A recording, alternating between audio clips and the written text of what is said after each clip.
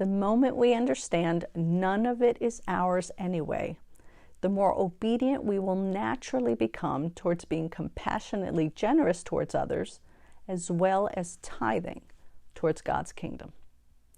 Obedience with our finances also helps us kill one of the worst symptoms of selfishness: greed. Greed is a completely pride-oriented way of thinking. So the more obedient we become to God's command to give, the less greedy we are automatically. But more than just offering what God tells us to donate, it's the why we give that makes the difference between a cheerful heart or a reluctant giver.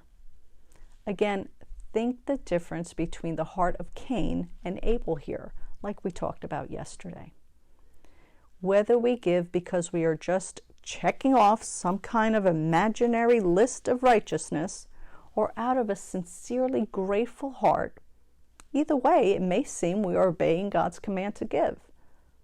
But our heart attitude makes all the difference in what we ourselves reap from that obedience.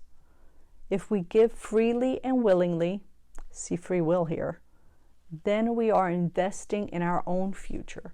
Again, we can never outgive our generous God. When we obey out of gratitude, then we will receive some type of reward for it here and in heaven.